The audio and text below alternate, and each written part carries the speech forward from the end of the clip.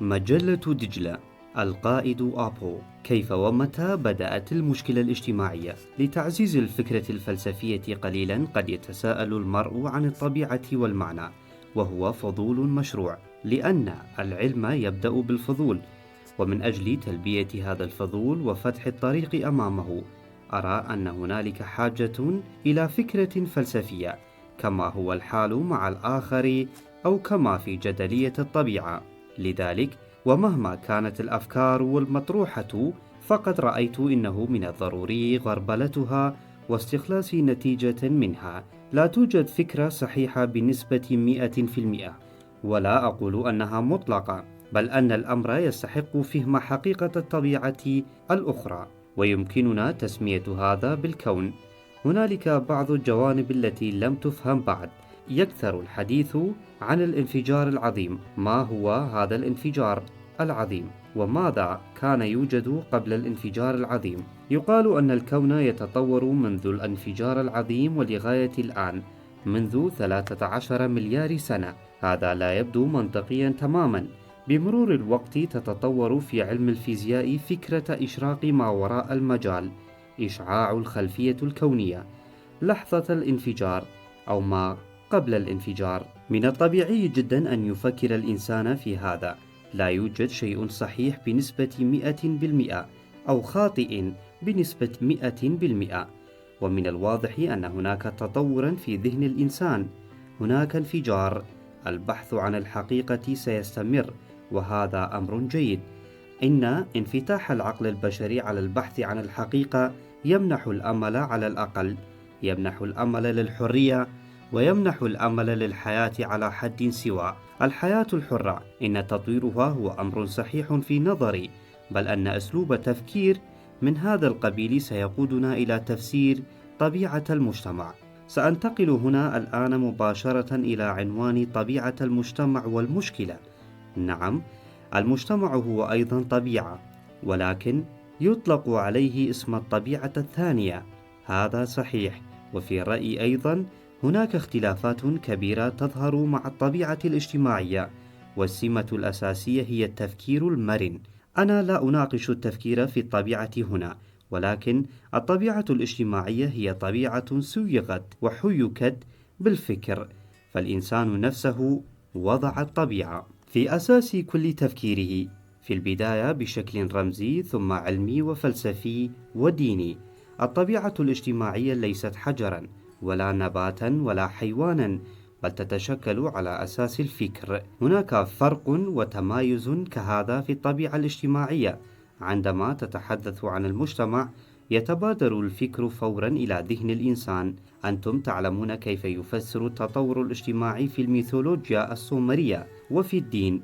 في الأديان التوحيدية الثلاثة تكتب قصة الخلق والنشوة من الأب آدم والأم حواء بوضوح، حتى إنهم يقولون أن عمرها 5000 سنة، ويضعون تاريخا وفقا لمنظورهم أيضا، وهو أمر مرتبط تماما بالمعتقد الديني. كيف تشكلت هذه الطبيعة الاجتماعية ومن صنعها؟ المجتمع لا يتكون من مجرد وجود أو تجمع لبعض البشر. المجتمع هو منظومة القيم التي بناها البشر الذين اجتمعوا معا وخلقوا الأشياء وأسسوا حالة من الجماعية حول تلك الأشياء. إن عنصر المعنى هو الأساس لكل جوانب التنظيم والبناء الاجتماعي التي تبني وتحمل وتطور المجتمع، وهذا الوجود يمتلك طابعا مفتوح النهاية. وبعبارة أخرى، فإن المجتمع في حالة يتشكل فيها ويهدم ويعاد بناؤه من جديد، وفي المحصلة فإن الإنسان هو من يصنع هذه الطبيعة الاجتماعية. الطبيعة الاجتماعية هي حقيقة تتشكل حول الجنس البشري. الحيوانات أيضا تعيش في جماعات، لكن هذا الأمر مختلف. لقد قلنا إنها ذهنية تقليد، وهو شيء يتطور عبر الغرائز الداخلية والتقليد.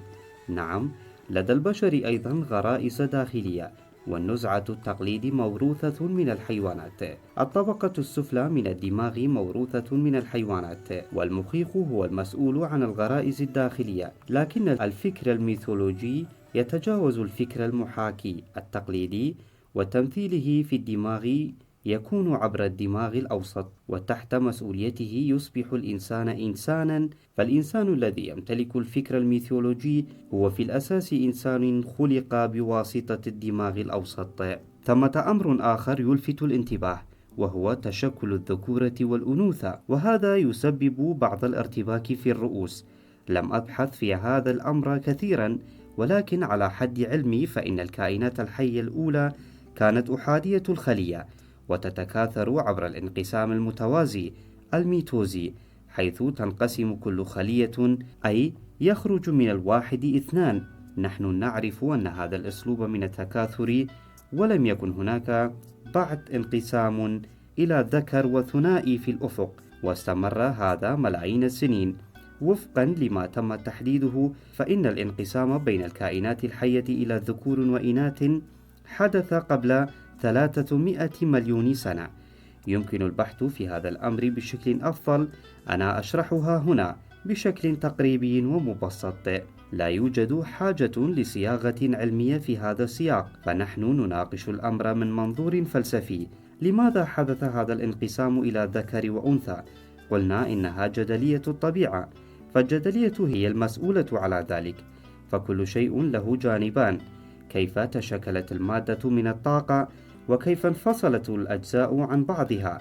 نعم، حتى في الذرة توجد أجزاء، ولولا وجود هذه الأجزاء لما تشكلت الذرة. كيف تتحول المادة إلى طاقة؟ المادة أي الأشياء المرئية. النجوم هي طاقة تحولت إلى مادة. صيغة إينشتاين 2.8 يساوي mc، صيغة تحول الطاقة إلى مادة. وتكمن أهمية المعادلة هنا في أنها تساعد على فهم الموضوع. ومسألة الأنوثة والذكورة هي امتداد لهذا، فليس هناك شيء خارج الكون أو مناهض له. اختلاف الذكورة والأنوثة لا يخلق تفوقا، وامتدادا لذلك يتطور الأمر تدريجيا. فبدلا من وجود الثنائية في كينونة واحدة، يتطور اتحاد الكينونات المختلفة. يزداد وجود الذكور ويزداد وجود الإناث، وينقسم الواحد إلى اثنين، ومن الاثنين يتشكل الاتحاد مجددا. ومع مرور الوقت يتطور عمق في الذكورة وعمق في الأنوثة. حدث هذا تقريبا قبل 300 سنة، ويظهر هذا التطور في النباتات والحيوانات على حد سواء. بعض الحيوانات تصبح ذكورا أو إناثا بناء على درجة الحرارة. لذلك فإن هذا ليس شيئا جامدا، بل هو متغير وحقيقة جدلية. هناك العديد من الأشخاص الذين يحملون صفات الذكورة والأنوثة معا، والنقطة التي تلفت الانتباه هنا هي عدم وجود هاوية لا يمكن تجاوزها بين الذكر والأنثى. بالطبع الجانب الفلسفي والاجتماعي لهذا الأمر مختلف تماما، وله جانب أخلاقي وانعكاس على المجتمع، ويمكن تجاوز هذه الأمور بالفكر الجدلي. أود هنا أن أركز على دور المرأة، أن الاختلاف بين الذكورة والأنوثة ليس أمرا إعجازيا، بل هو نتاج جدلية الطبيعة، ولا يخلق تفوقا لأحدهما على الآخر. الأنوثة ليست تبعية أو دناءة، والذكورة ليست قداسة، وليست هذه الأحداث مما يجب استخلاص النتائج خاصة منها. وفي محصلة جدلية الطبيعة ستحدث هذه الأمور، وهي تحدث بالفعل. على وجه الخصوص أسمينا هذا الاختلاف، فلولا الاختلاف لما كانت هنالك حياة، فبمعنى الحياة مرتبط بالاختلاف. عندما تقسمك الطبيعة إلى جزئين يجب أن ترى حالة الانقسام هذه كفرصة للحرية وكتنوع. هناك معنى لهذا الاختلاف، فالأنوثة لها معنى والذكورة لها معنى أيضا، وقد تم قبول هذا الأمر في المجتمع. والمهم هو عدم جعلهما متضادين، لأن تحويلهما إلى اضطهاد يكون بداية المشكلة. هنا تبدأ المشكلة الاجتماعية، حين يقول أحدهم أن الذكر المهيمن، ويقول الآخر أن الأنثى هي المهيمنة. مثل هذه الأمور تعتبر قضايا إشكالية في طبيعة المجتمع. نعم، قد تتطور هيمنة الأنوثة قليلا في بعض الأحيان، فلنشرح هذا قليلا. ثم ظهر الآخر كأطروحة مادة وقال أن الذكر هو المهيمن، ونتيجة لذلك حدثت كوارث مروعة وتحولت إلى مشكلة كبرى. كنت قد قلت أن المشكلة الاجتماعية تبدأ مع الدولة بعد نشوة الحضارة، ولكن يبدو الآن أنها لم تبدأ مع الدولة، بل تطورت قبل ذلك بكثير منذ 30 ألف سنة. ونتيجة لذلك ظهرت مؤسسة ذكورية لا تشبه المرأة أبدا، وظهر في المرأة نمط شخصية تبدو الفروق بينها وبين الرجل كبعد الجبال. لاحظوا أن هناك فرقا صغيرا جدا بين كروموسات الرجل والمرأة، هو فرق ضئيل للغاية، وفي المحصلة فإن ما نسميه الفكر هو سمة بشرية، وليست للفكر جنس مؤنث أو مذكر. الفكر صفة تتجاوز كل هذه الثنائيات. إن مسألة المجال السياسي، سواء كان مجالا سياسيا بطابع ذكوري أو مجالا سياسيا بطابع أنوثي، هي أمر لا طائل منه. فمجال السياسة هو صفة بشرية بحتة، ويمكننا توسيع هذا المفهوم أكثر بدءا من الاقتصاد وصولا إلى الثقافة والأديان. لقد تم الفصل بين دين المرأة ودين الرجل، لكن لا يمكننا القول أن هذه حقيقة أساسية. إن فكرة خصوصية المرأة أو فكرة خصوصية الرجل تشيران بالتأكيد إلى المشاكل، بل إنهما عالقتان في كونهما مشكلة تعتبران إنكارا للتفكير الجدلي. النسوية هي فكرة تتمحور حول خصوصية المرأة، وفي المقابل توجد الذكورية وهي الفكر المتعلق بالرجل. هذان المجالان رجعيان، وفي جوهرهما يرسخان الجمود، في حين إنه لا يوجد جمود كهذا في الطبيعة. إن الجدلية في الطبيعة تعكس ظلالها على الإنسان، والجدلية في المجتمع تجعل الحياة المتنوعة ممكنة، فالحياة قائمة على التنوع والاختلاف. الاختلاف يعبر عن الحياة، والحياة تغتني بالاختلافات. أما الثنائية المتضادة والمتجمدة فتتحول إلى هاوية، وعلى هذه الهاوية يتقاتلون. وتكمن هذه الحقيقة في خلفية الجرائم الأسرية. إن النظر لدى الأشخاص الذين يميلون إلى ارتكاب تلك الجرائم قد جمدت المرأة، فالمرأة عندهم امرأة مطلقة، والرجل رجل مطلق. وعندما لا يتدفق التفكير الجدلي يخون أحدهما الآخر حتما، ويقتل أحدهما الآخر. المشكلة تستمد أساسها من هنا، وكما قلت هذا يعني تفاقما كبيرا للمشكلة يجب تجاوزه. وأعتقد أنني تحت هذا العنوان قد وضعت الإشكالية في مكانها الصحيح. في إطار الدولة تحدثنا عن اختلاف القرية والمدينة، وأردنا ربطه بالتمايز الطبقي، لكن هذا لا يكفي. فالمشكلة الأساسية في المجتمع تنبع من الصراع بين الذكر والأنثى، وعندما يصبح الفكر الذكوري والأنوثي دوغماتيا يصاب البصر بالعمى. الثقافة هي وعي إدراك تطور لدى الإنسان، وقد بدأ هذا أولا مع المرأة، لأن المرأة هي من تلد الأطفال، ولاحقا في الأديان التوحيدية خلقت حواء من ضلع آدم، وهذا الجزء يعبر عنه باستفاضة في الميثولوجيا السومرية أيضا. وقد أدخل اليهود هذا الجزء في التوراة، ومن التوراة انتقل إلى القرآن. المرأة التي تلد الأطفال مجبرة على تربيتهم، ولكي تتمكن من فعل ذلك فهي مجبرة على ممارسة الجمع والالتقاط، وهذا يتطلب جهدا وسعيا كبيرا جدا. نحن نتحدث هنا عن فترة تمتد لمليون أو مليوني سنة. بدأ هذا من الوادي المتصدع في أفريقيا، ثم انتشر إلى الشرق الأوسط، وتطورت الثقافة الأساسية في وديان طوروس زاغروس. هنا يصبح الإنسان إنسانا، وتصبح المرأة امرأة. نود أن نفتح هذا الموضوع أكثر. في هذه الحالة سيتم تربية الطفل من قبل المرأة، لأن المرأة تعلم أن الطفل جزء منها، فهي من أنجبته إلى العالم. وكما تتعرف المرأة على بناتها وأبنائها الذين كبرت معهم، فإن الأم تعرف أخوالها وخالاتها كذلك، وبعد الطريقة. وبهذه الطريقة تبدأ الثقافة هنا. كان عدد هذه المجموعات يتراوح بين 7 أو 10 أو يصل إلى 15 شخصا، لكن العدد لا يتجاوز 20 شخصا أبدا. هؤلاء يشكلون معا العشيرة، والعشيرة هي الشكل التنظيمي الأول في تاريخ التنشئة الاجتماعية، وهي ثقافة تشكل حول الأم. وعندما تطورت هذه الثقافة واتخذت شكل الحنجرة، صيغة تتيح الكلام، تطورت اللغة أيضا قبل حوالي 300 ألف سنة، يعني أن اللغة تأسست قبل 30 ألف عام. إن إلوهية المرأة كانت قوية ومقدسة لدرجة أن جلجامش كان يرتعد أمام هذه القداسة والقوة. وفي الطقوس والمراسم التي كانت تقام من أجل البركة والخصوبة، كانت هنالك أيضا طقوس جنسية، ويصف كاتب الأساطير هذه الزيجات المقدسة بأنها طقوس هامة للغاية.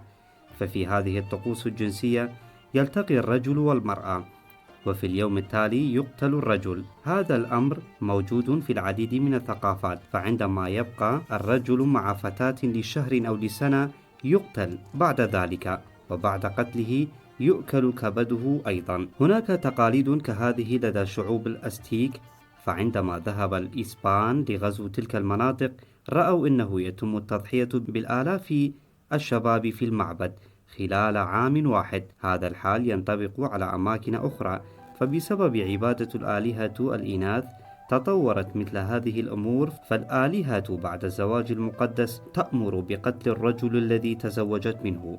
ويمكننا تقديم الإجابة السوسيولوجية على هذا النحو: الآلهة لا تريد للرجل أن يحل محلها كآلهة. وبشكل واضح أستطيع القول أن هذه الأطروحة هي أطروحتي الخاصة. تقول الكتب أن الرجل يقتل بسبب هذا الزواج، لكن السبب الحقيقي هو أن المرأة لا تريد لإله ذكر أن يأخذ مكانها. ديموزي هو حبيب إنانا، لكن إنانا تقتله وترسله تحت الأرض، فالقاعدة والقانون يسيران هكذا. لماذا؟ لأن المرأة تعلم أنه إذا لم تفعل ذلك فما الذي سيحل بها، ونحن نرى هذه الحقيقة في ملحمة بابل. فمن المعروف أنه في عام 4000 قبل الميلاد كانت إنانا هي القوة والآلهة الأكبر في أورو، وفي ذلك الوقت كان جلجامش يهرب من إنانا في كل مكان لكي لا يقتل، ولهذا السبب كان يبحث عن الخلود. إنني أتعجب إذا كان شخص مثلي قد توصل إلى هذا الاستنتاج، كيف لم يرى عشرات العلماء والمفكرين هذه الحقيقة؟ ما الذي كان جلجامش يركض وراءه؟ ولماذا يريد أن يصبح خالدا؟ جلجامش يريد إنقاذ حياته، لأنه وفقا للدين والمعتقد في ذلك الوقت كان هناك العديد من كهنة إلهة أوروك، وكانت إلهة أوروك تقيم مع هؤلاء الكهنة زواجا مقدسا ثم تقتلهم في اليوم التالي. جلجامش يهرب لكي لا يتم اختياره وبالتالي لا يقتل. منذ عام 4000 قبل الميلاد وحتى عهد الحكم البابلي بدأت السيادة تنتقل تدريجيا إلى الرجل. هذه المرة يستولي الرجل على المعبد الكبير للمرأة. يرسل جلجامش بغيا إلى أنكيدو الذي يرجح إنه كردي قديم يعيش في تلك الجبال. دعونا لا ننظر إلى هذه الملحمة بشكل عابر. انظروا جيدا كيف يتم كسب الرجل والسيطرة عليه من خلال امرأة بغي. هناك ثقافة كهذه أيضا. ماذا يفعلون؟ يزينون المرأة والمعبد موجود بالفعل، وأنتم تعلمون أن النساء اللواتي اخترن في هذا المعبد لسن نساء عاديات.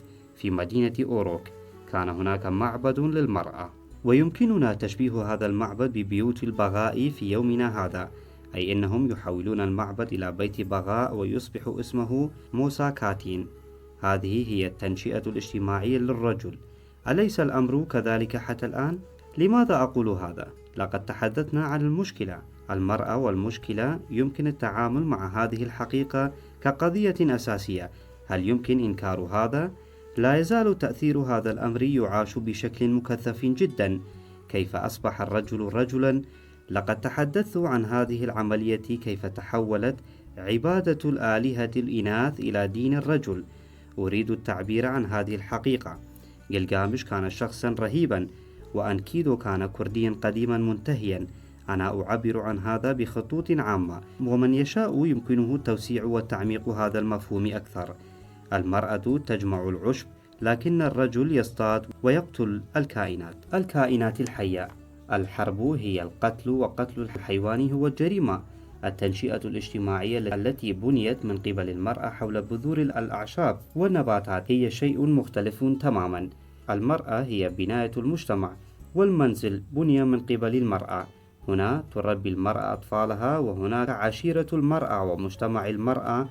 لقد وصلت إلى مستوى الألوهية وأدارة المجتمع لمدة 30,000 سنة كاملة.